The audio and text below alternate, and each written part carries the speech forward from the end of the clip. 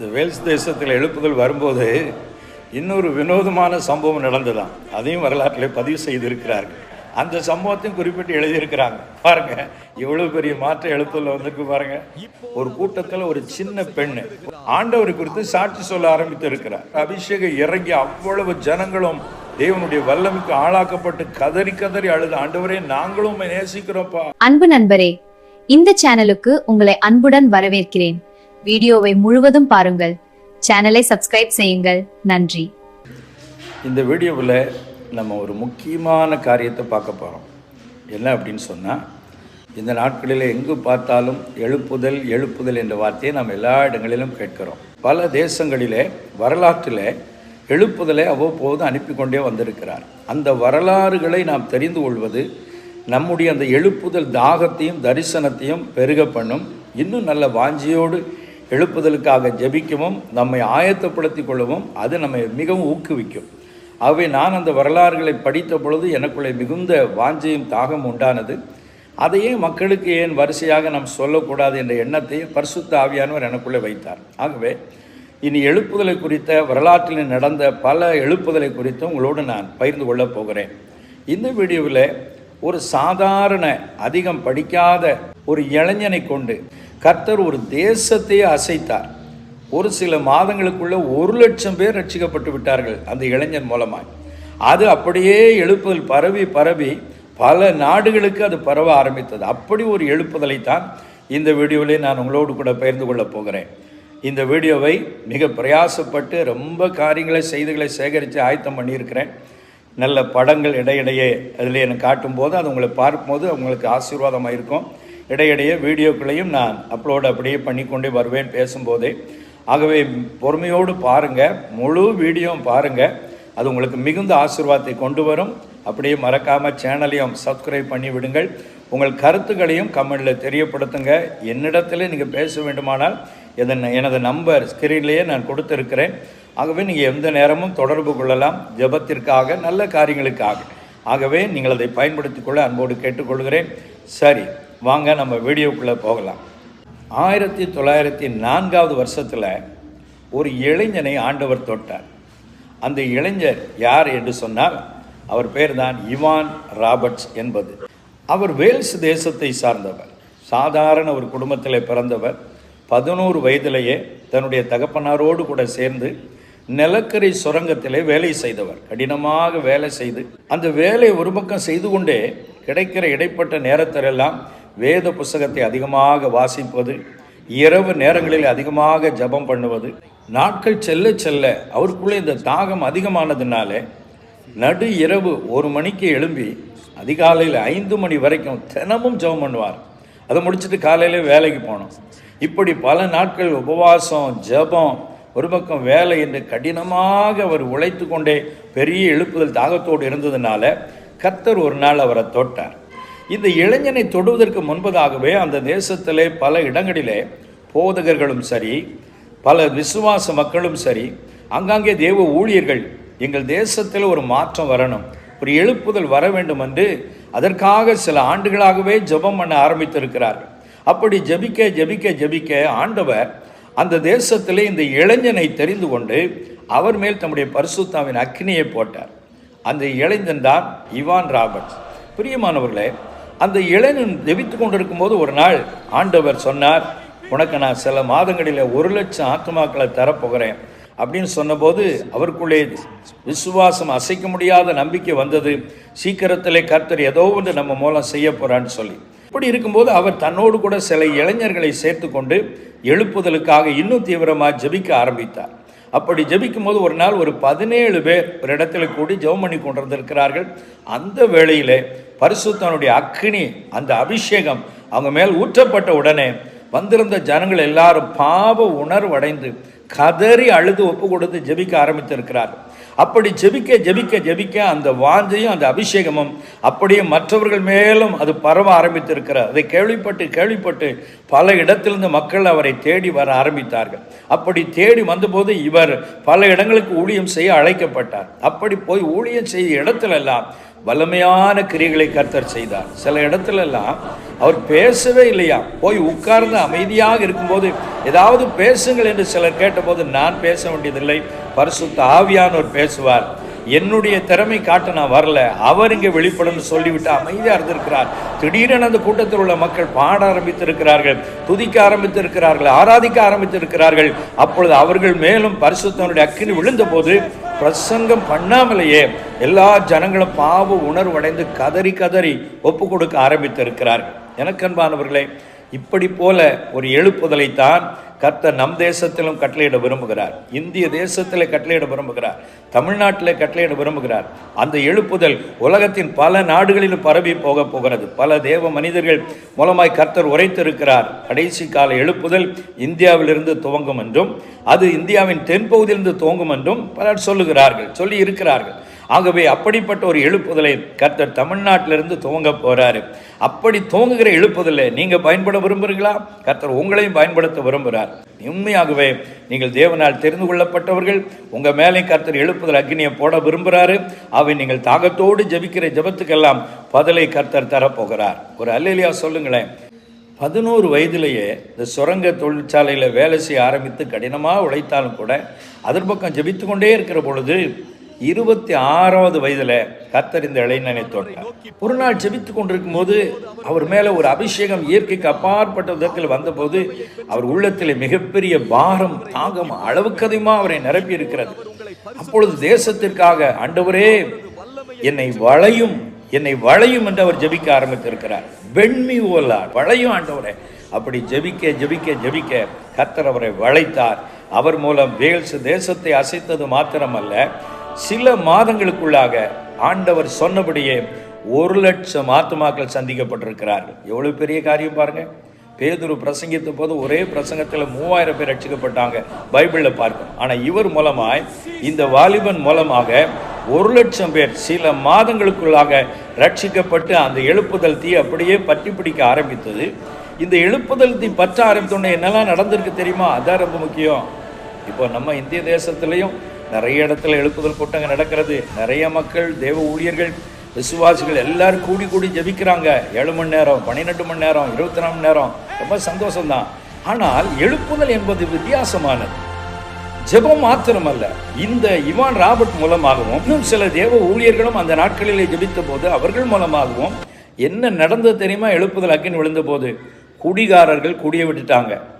மது போதைக்கு அடிமையானவர்கள் அதிலிருந்து விடுதலை ஆனாங்க. போதை வசுகள், இன்னும் விபச்சார பாவங்கள், அசுத்தமான காரியங்களில் இருந்தவர்கள் எல்லாரும் சுத்திகரிக்கப்பட்டுட்டாங்க. எவ்வளவு பெரிய மாற்றம் பாருங்களேன். அப்படி நடந்ததுனால மதுபான விடுதிகள் மூட வேண்டியதாயிற்று, சினிமா திரையரங்குகள் எல்லாம் மூடப்பட வேண்டியதாயிற்று, இன்னுமாக களியாட்டு கூடங்கள் இருக்கு பாருங்க, அதெல்லாம் மூட வேண்டிய நிலைமை ஆகிவிட்டது. அப்படி அது மாத்திரமல்ல, திருடர்கள் அவங்க திருட்டு தொழிலெல்லாம் விட்டு உண்மையாக வேலை செய்யணுங்கிற எண்ணத்துக்கு வந்துட்டாங்க. அதனால போலீஸ் ஸ்டேஷனில் வழக்கே இல்லாமல் போச்சான். போலீஸ் ஸ்டேஷனில் அவங்களுக்கு வேலை இல்லாமல் அவங்களும் ஜெபிக்கிறவங்களாம் மாறிட்டாங்களாம். இதுதானே எழுப்புதல். பிரியமானவர்களே, வெறுமனே கூட்டம் கூடுவதல்ல எழுப்புதல். வாழ்க்கையிலே மாற்றங்களை உண்டு பண்ணுகிறவர் தான் பரிசுத்த ஆவியானவர். இது நடக்கணும், நம்ம நாட்டில் நடக்கணும், உலகம் முழுதும் நடக்கணும். அதுதான் மிகப்பெரிய எழுப்புதல். அதற்காகத்தான் நாம் காத்திருக்கிறோம். நிச்சயம் அந்த எழுப்புதல் வரப்போகிறது. சீக்கிரத்தில் பெரிய ஒரு மாற்றத்தை தேவன் நம் மூலம் செய்ய போகிறார், உங்களை கொண்டு செய்ய போகிறார், உலகத்தை அசைக்க போகிறார். பாருங்க, குடிகாரர்கள் மனம் திரும்பிட்டாங்க, விபச்சாரக்காரங்க மனம் திரும்பிட்டாங்க, இன்னுமாக பல்வேறு தீய பழக்கத்தை இருந்தவங்க, திருடங்க, கொலைகாரங்க எல்லாரும் மனம் திரும்பின உடனே போலீஸ் ஸ்டேஷனில் வழக்கு இல்லை, கோர்ட்டில் வழக்கு விசாரிக்க வேண்டியதில்லை. அந்த அளவுக்கு மாற்றம் வந்திருக்கிறது. இப்படிப்பட்ட எழுப்புதல் வர வேண்டாமா?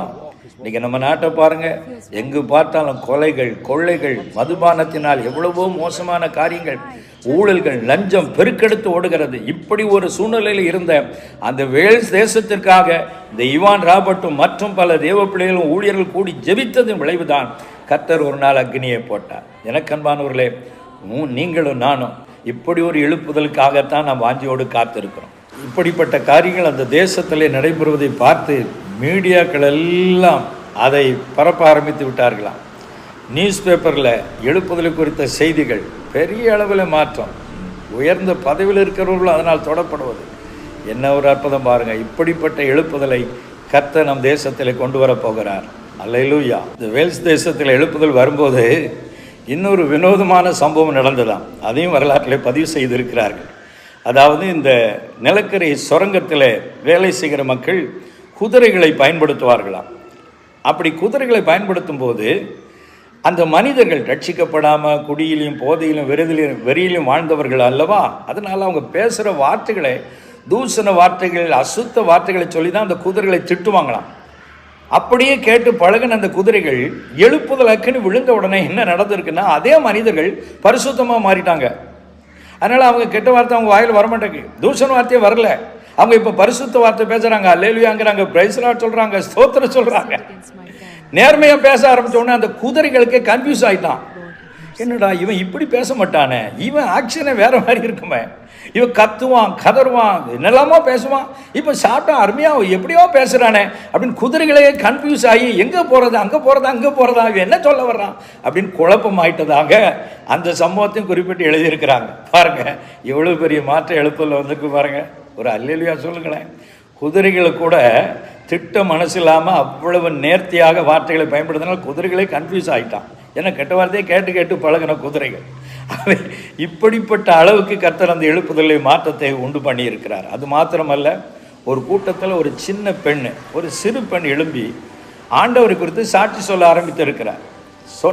சொல்லும்போது நான் இயேசுவை நேசிக்கிறேன், அவர் என் பாவங்களை மன்னித்து விட்டார், நான் இனி அவருக்காய் வாழ போறேன்னு சொல்லி கொண்டிருக்கும் போதே ஒரு அபிஷேகம் இறங்கி அவ்வளவு ஜனங்களும் தேவனுடைய வல்லமைக்கு ஆளாக்கப்பட்டு கதறி கதறி அழுது, ஆண்டவரே நாங்களும் நேசிக்கிறோம்ப்பா, இயேசுவே எங்களை மன்னிப்பான்னு சொல்லி அவ்வளவு பேர் கதறி அழுது ஒப்பு கொடுத்திருக்கிறார்கள். அந்த எழுப்புதல் அப்படியே பல சபைகளை பற்றி பிடித்திருக்கிறது. எல்லா சபையிலும் கர்த்தர் ஆவியை ஊற்றி இருக்கிறார். எனக்கு அன்பானவர்களே, இப்படி சிறுவர்களை எழுப்புதலை பயன்படுத்த விரும்புகிறார், இளைஞர்களை பயன்படுத்த விரும்புகிறார். இன்னொரு ஆச்சரியமான காரியம் என்னன்னா, இந்த இவான் ராபர்ட்டுக்கு அதிகமாக பிரசங்கம் பண்ண ரொம்ப அனுபவம் கிடையாது. அதாவது ரொம்ப பேச மாட்டார் பிரசங்கத்தில் மணிக்கணக்கா. நம்ம 1.5 மணி நேரம் பிரசங்கம் பண்ணிட்டு 5 நிமிஷம் ஜெபம் பண்ணி முடிச்சிருந்தோம். அவர் ஊழியத்தில் பிரசங்கம் ஷார்ட்டாக இருக்குமா, ஜெபம் பாடல் துதி ஆராதனை அதிகமாக இருக்குமா இவான் ராபர்ட் ஊழியத்தில். அதன் விளைவாக மக்களே அதிகமாக கர்த்தருடைய ஆவிக்குள்ளாக்கப்பட்டு இயற்கைக்கு அப்பாற்பட்ட அனுபவங்கள் நடந்திருக்கிறது. அதாவது ஆவிக்குள்ளே மறுரூபமாக்கப்படுதல், பற்பல பாஷைகளை பேசுவது, சுபாவங்கள் மாற்றப்பட்டு தேவனை தரிசிப்பது, இப்படிலாம் நிறைய மாற்றங்கள் வந்த உடனே இப்படிலாம் ஆவியானவர் செய்வாரா, அந்த அளவுக்கு ஆச்சரியத்தினால் மக்கள் நிரம்பி இருந்திருக்கிறார். அப்படி மகிமையான எழுப்புதலை இவான் ராபர்ட்டை கொண்டு கர்த்தர் செய்திருக்கிறார். இது ஒரு பக்கம் இப்படி நடக்க, இவர் மூலமா இவான் ராபர்ட் மூலமா. இன்னொரு பக்கம் போதகர்கள் அவர்களும் இந்த பரிசுத்தாவிக்குள்ளே நிரப்பப்பட்டு எழுப்புதல் அக்னிக்குள்ளே வந்தபோது அவங்க டீச்சிங் ஆழமான போதனைகளை கொடுத்து ஏற்கனவே ரட்சிக்கப்பட்டு வர்றாங்களா எழுப்புதல்ல, இந்த விசுவாச மக்களை கிறிஸ்துவை பலப்படுத்துகிற போதனைகளை கொடுத்து அவங்களை ஆழமாக கட்டி உருவாக்கி இருக்கிறாங்க. ஒரு அல்லேலூயா சொல்லுங்களா. அப்போ எழுப்புதல் என்பது வெறுமனே பாடல் துதி ஜெபம் ஆராதனை மாத்திரம் அல்ல, அந்த மக்கள் சத்தியத்தில் கட்டப்படுவதற்கு போதகர்கள் தேவை. ஆகவே அன்பு போதகர்களே, உங்களுக்கு எழுப்புதலில் என்ன பங்கு வச்சிருக்கிறாரோ அதை அறிந்து அதற்கேற்றபடி உங்களை ஆயத்தம் பண்ணி கொள்ளுங்கள். அப்படி ஆயத்தம் பண்ணும் பொழுதுதான் எழுப்புதல் வந்த உடனே ஒவ்வொருவரையும் கர்த்தர் வல்லமையாக பயன்படுத்துவார். பாடல் ஒரு பக்கம், துதி ஒரு பக்கம், ஆராதனை ஒரு பக்கம், மற்றொரு பக்கம் ஷார்ட் பிரசங்கம், சுவிசேஷங்களை பயன்படுத்துவார், அப்போஸ்தலர்களை பயன்படுத்துவார், போதகர்களை பயன்படுத்துவார், டீச்சர்ஸ்களை பயன்படுத்துவார். அப்படி பயன்படுத்தும் போது எல்லாவித அனுபவத்தாலும் தேசம் நிரம்பும் பொழுது ஒரு பெரிய அசைவு உருவாக ஆரம்பிக்கும். தேசத்தில் உள்ள பாவ அழுக்குகள் எல்லாம் மாறி மதுபான கடைகள் மூடப்பட்டுரும், சினிமா விடுதிகள், சினிமா தியேட்டர்கள், விபச்சார கூடங்கள், இன்னும் பல்வேறு பாவ கூடங்கள் எல்லாம் மூடப்பட்டு எல்லாரும் சபைக்குள்ளே வந்துடுவாங்க. எல்லாரும் நல்லா உண்மையை பேசுவாங்க, எல்லாரும் பரிசுத்தவான்களாக மாறிடுவாங்க. ஜாதி பாகுபாடு மாறிடும், சபை பாகுபாடு மாறிடும், உயர்ந்தவன் தாழ்ந்தவன் பாகுபாடு மாறிடும். அப்படிப்பட்ட காரியத்தை செய்வது தான் எழுப்புதல். அது நடக்கணும்னு நான் ரொம்ப விரும்புகிறேன். இவான் ராபர்ட்டை கொண்டு செய்த கர்த்தர் நம் தேசத்திலும் நம்மை கொண்டு செய்வார், உங்களை கொண்டு செய்வார், என்னை கொண்டு செய்வார். சரி, இந்த எழுப்புதல் வந்தபோது அவருடைய போதனையினுடைய சாராம்சம் என்ன? இந்த இவான் ராபர்ட்டினுடைய போதனையின் சாராம்சம் 4 பாயிண்ட் தான். 4 காரியம் என்ன? 1, உன்னுடைய பாவத்தை எல்லாம் ஆண்டவரிடத்தில் அறிக்கையிடு. ரகசிய பாவமா வெளியரங்கமான பாவமா வாழ்க்கையில் என்ன பாவம் இருந்தாலும் அதை கிளியராக ஆண்டவர்கிட்ட அறிக்கையிட்டு நீ தேவனிடத்திலிருந்து மன்னிப்பை கேட்டு பெற்றுக்கொள். தான் நம்பர் 1. 2வது, பாவத்தை விட்டு வெளியே வந்து விடு. பாவ அறிக்கை செய்வது மாத்திரமல்ல, மன்னிப்பை பெறுவது மாத்திரமல்ல, அந்த பாவத்தில் இருக்காத, அதை விட்டு நீ வெளியே வந்து விடு. அதுதான் 2வது அவருடைய போதனை. 3வது, பரிசுத்த ஆவியானவர் குரலுக்கு நீ செவி கொடு. ஆவியானவர் உன் உள்ளத்தில் உன்னோடு என்ன பேசுகிறாரோ அதுக்கு கீழ்ப்படி. அதை தட்டாத, அலல் தட்டாத. மனுஷ வார்த்தைக்கு இல்லை, கர்த்தருடைய ஆவியானவர் உனக்கு என்ன சொல்கிறாரோ அதுக்கு நீ அப்படியே கீழ்ப்படி. இது 3வது போதனை. 4வது போதனை என்ன தெரியுமா? நீ இயேசு கிறிஸ்துவை குறித்து மற்றவர்களுக்கு அறிவிக்க வேண்டும். நீ பெற்ற இன்பத்தை மற்றவர்களுக்கு சொல்லணும், சுவிசேஷம் சொல்ல வேண்டும். இயேசு என்னை மன்னித்து விட்டார், அபிஷேகம் தந்திருக்காண்டு இருக்கக்கூடாது. நீ மற்றவர்களுக்கு இயேசுவை குறித்து சாட்சியாய் அறிவிக்கணும், இயேசு குறித்து சொல்ல வேண்டும். இந்த 4 பாயிண்ட் வச்சு தான் அந்த எழுப்புதலில் அவர் பிரசங்கம் பண்ணியிருக்கிறார். இதே 4 பாயிண்ட் தான் அதே காலகட்டத்தில் அதே வேல்ஸ் தேசத்தில் இருந்த பல தேவ ஊழியர்கள், குறிப்பாக ஜிபி ஜோன்ஸ் என்று சொல்லக்கூடிய போதகர், பாப்டிஸ்ட் சபையை சார்ந்தவர், அவர் போதனையில் இதையே மையப்படுத்தி அவரும் பிரசங்கம் பண்ண அவர் சபைகளில் எல்லாம் எழுப்புதல் வந்திருக்கிறது. இன்னும் பல தேவ மனிதர்கள் அதே காலகட்டத்தில் எழுப்புதலுக்காக ஜெபித்தவர்களை கொண்டு கர்த்தர் பலத்த ஆசை உண்டு பண்ணியிருக்கிறார். தேசமே ஆண்டவர் பக்கம் திரும்பக்கூடிய அளவிற்கு ஒரு பெரிய மாற்றத்தை வேல்ஸ் தேசத்தில் கட்டளையிட்டிருக்கிறார். இது எப்போ நடந்தது? 1904-5 அந்த காலகட்டத்திலே தான் இவ்வளவு பெரிய எழுப்புதலை கர்த்தர் தேசத்திலே, வேல்ஸ் தேசத்திலே கட்டளையிட்டு இருக்கிறார். எனக்கு அன்பானவர்களே, ஒரு தேசமே மாற்றம் அடைகிறது. இவ்வளவு பெரிய மாற்றம் பாருங்க. இதுதான் எழுப்புதல். கூட்டம் கூடுவதும் பாடுவதும் ஆராதிப்பதும் நடனம் பண்ணுவதும் அல்ல எழுப்புதல். வாழ்க்கையிலே மக்கள் சமுதாயத்தில் ஒரு பெரிய மாற்றத்தை கொண்டு வரக்கூடிய அளவுக்கு தேவன் கிரியை செய்தார். அதுக்கு பேர் தான் எழுப்புதல் என்பது. பிரியமானவர்களே, இப்படிப்பட்ட எழுப்புதலை நாம் பார்க்கணும். அந்த தாகம் உங்களுக்குள்ளே வர வேண்டும் என்று கர்த்தர் விரும்புகிறார். இன்னும் ஆச்சரியம் பாருங்க, இந்த எழுப்புதல் வந்த உடனே ஒரு பக்கம் சமுதாயத்தில் மாத்திரல, சபைகளுக்குள்ளே சபை பாகுபாடே இல்லாமல் இவர் மெத்தடிஸ்ட், இவர் பாப்டிஸ்ட், இவர் ஆங்கிலிக்கன், இந்த மாதிரி வித்தியாசமே இல்லாமல் எல்லா சபையாரும் இணைந்து ஜெபிக்க ஆரம்பித்தார்களாம், இணைந்து கூட்டங்களை நடத்தினார்களாம். சபை பாகுபாடுகளே இல்லாத அளவுக்கு ஒரு பெரிய மாற்றத்தை கர்த்தர் உண்டாக்கி இருக்கிறார். ஒரு அல்லேலூயா சொல்லுங்களேன். நம்ம தேசத்தில் அப்படி வரணும். ஊழியர்களுக்குள் இருக்கிறதான சபை பாகுபாடுகள், விசுவாச மக்களுக்குள்ளே அந்த சபை இந்த சபை, நாங்கள் பரிசுத்தம், அது பாவி சபை, அது செத்த சபை, இந்த எண்ணம் எல்லாம் உடைக்கப்பட்டு எல்லாரும் தேவனுடைய பிள்ளைகள் என்ற எண்ணத்தை ஆவியானவர் இங்கே உண்டாக்கி இருக்கிறார். அதுதான் எழுப்புதல். வேல்ஸ் தேச எழுப்புதல் இது நடந்திருக்கிறது. அது மாத்திரமா அதோடு முடிந்து விட்டதா? இந்த வேல்ஸ் தேசத்தில் ஏற்பட்ட எழுப்புதல், அங்குள்ள மிஷனர்கள் இந்தியாவிலே வடகிழக்கு மாநிலத்துக்கு வந்திருக்கிறாங்க. மேகாலயா, மிசோரம், அந்த மாதிரி மாநிலத்துக்கு வந்தபோது அங்கு உள்ள அக்கினி அவங்க மூலமாக கர்த்தர் கொண்டு வந்து இங்கே அக்கினியை போட்டிருக்கிறார். அந்த காலகட்டத்தில் தான் வட இந்திய மாநிலத்தில், அதாவது வடகிழக்கு இந்திய மாநிலங்களிலே ஒரு பெரிய அசைவு உண்டாக்கி அங்கேயும் ஆயிரக்கணக்கில் ஜனங்கள் ரட்சிக்கப்பட்டு சபைகள் எழும்பி இருக்கிறார்கள். அதன் விளைவுதான் இன்றைக்கும் வடகிழக்கு இந்திய மாநிலங்களிலே 70% 80% இன்றைக்கு கர்த்தருடைய பிள்ளைகள் இருக்கிறாங்க. மணிப்பூர்லாம் நிறைய கிறிஸ்தவர்கள் இருக்கிறாங்க. அந்த வடகிழக்கு மாநிலங்களிலே அந்த வேல்ஸ் தேசத்தில் போடப்பட்ட அக்னியின் மூலமாக இங்கே வந்த அந்த ஊழியர்கள் மூலமாக கர்த்தர் அவ்வளவு பெரிய கிரியைகளை செய்து இன்றைக்கும் அங்கே கிறிஸ்துவுக்கு சாட்சியாக கிறிஸ்தவர்கள் ஆண்டவரை மகிமைப்படுத்தி வருகிறார்கள். என்ன ஒரு எழுப்புதல் பாருங்க. அப்படி இந்தியாவுக்கு வந்திருக்கிறது. அது மாத்திரமல்ல, ஐரோப்பாவுக்கு போயிருக்கிறது, அமெரிக்காவுக்கு போயிருக்கிறது. ஒரு சாதாரண இளைஞனை கொண்டு கர்த்தர் போட்ட அந்த எழுப்புதல் அக்னி மூலமாய் உலகத்தின் பல நாடுகளிலே பரவினது மாத்திரமல்ல, இந்த எழுப்புதலை குறித்து கேள்விப்பட்ட பல தேச மக்கள் எங்களுக்கும் இந்த எழுப்புதல் வரணும் அப்படின்னு சொல்லி அடுத்தடுத்து காலகட்டங்களில் வந்து எழுப்புதலுக்கு மூல காரணமாக இருந்தது இந்த வேல்ஸ் தேச எழுப்புதல் தான். அதற்கு காரணம் முக்கியமாக இந்த இவான் ராபர்ட் என்று சொல்லக்கூடிய ஒரு வாலிபன். இவான் ராபர்ட் திருமணமே செய்யலை. ஆண்டவருக்காக அப்படி பயன்படுத்தப்பட்டாலும் அவர் வாழ்விலும் சில திருப்புமுனைகள் நடந்திருக்கிறது. எழுப்புதலை குறித்து பார்க்கும்போது இதெல்லாம் நாம் அறிந்திருக்கணும். அவர் வாழ்வில் என்ன திருப்புமுனை நடந்தது அப்படின்னு சொல்லி பார்த்தா அது ஒரு பெரிய சரித்திரமாக இருக்கிறது. நான் இவான் ராபர்ட்டை குறித்து மாத்திரம் அவருடைய வாழ்க்கை குறித்து இன்னொரு வீடியோவில் நான் அதை பேசுகிறேன். இதை போல கர்த்தர் உங்களையும் பயன்படுத்த விரும்புகிறார். வாலிப தம்பிமார்களே, வாலிப தங்கைமார்களே, அன்பான தேவ ஊழியர்களே, விசுவாச மக்களே, இந்த எழுப்புதலை பார்க்கணுமா வேண்டாமா? நம்ம மூலமாக கர்த்தர் அப்படி கிரியை செய்யணுமா வேண்டாமா? அதுக்காக தொடர்ந்து ஜெபம் பண்ணுங்க. அவர் ஒரு நாளைக்கு 1 மணிலேருந்து 5 மணி வரைக்கும் நான் ஒரு 4 மணி நேரம் காலையிலே ஜெபிச்சிருவார். அதுக்கப்புறம் இடையிடையே டைம் கிடைக்கும் போதெல்லாம் பைபிள் படிப்பார், டைம் கிடைக்கும் போதெல்லாம் ஜெபம் பண்ணுவார். அந்த தாகம் அதிகமாக அதிகமாக அதிகமாக ஒரு நாள் எல்லா ஜெபத்துக்கும் மொத்தமாக கர்த்தர் பதிலை கொடுத்தார். அவை அதுபோல் நீங்களும் ஜெபத்தை தீவிரப்படுத்துங்க. எழுப்புதலை பெரிய மாற்றத்தை சீக்கிரத்திலே செய்வார். ஆனால் எழுப்புதலுக்காக ஜெபிக்கிற நாம் கவனிக்க வேண்டிய 4 உபதேசங்கள் மறந்துடாதீங்க. அதான் ரொம்ப முக்கியம். பாவங்கள் ரகசியமாகவோ வெளியரங்கமாகவோ எந்த விதத்திலும் இருந்தாலும் அது எழுப்புதலை தடுத்து விடும். இன்றைக்கி எழுப்புதலுக்காக ஜெபிக்கிற அநேகருடைய வாழ்வில் பாவத்தில் ரகசிய பாவங்களில் விழுந்து கிடக்கிறார்கள். வாழ்க்கையிலிருந்து விடுதலை பெறாமல் ஜெபிக்கிறாங்க. அதனால தான் எழுப்புதலை பார்க்க முடியல. ஆவியானவர் அந்தரங்கங்களை அறிகிறவர். ஆகவே எந்த பாவத்திலாவது சிக்கி இருப்பீங்கன்னா அதை அறிக்கையிட்டு கதறி அழுது ஒப்பு கொடுத்து அந்த பாவத்தை விட்டு வெளியே வாங்க. பாவத்தை விட்டு வெளியே வந்தால் தான் எழுப்புதலை பார்க்க முடியும். இன்றைக்கி எழுப்புதலுக்காக ஜெபிக்கிறவருடைய உள்ளத்தில் நிறைய களைகளை சாத்தான் விதைத்து வைத்திருக்கிறார். ஆவியானவர் எனக்கு சமீபத்தில் பேசினார். நிறைய பேர் ஜெபிக்கிறாங்க மகனே, ஆனால் உள்ளத்தில் தூய்மை இல்லை. அவங்க பகிரங்கமாக பெரிய பாவங்கள் செய்வது இல்லை, ஆனால் உள்ளத்தில் கசப்பு வச்சிருக்கிறாங்க, பெருமை வச்சிருக்கிறாங்க, மன்னிக்க முடியாத தன்மையோடு கூட இருக்கிறாங்க, பிறரை நேசிக்க முடியல, அடுத்தவனை தேவன் பயன்படுத்தினால் அதில் சந்தோஷப்படக்கூடிய இருதயம் இல்லை.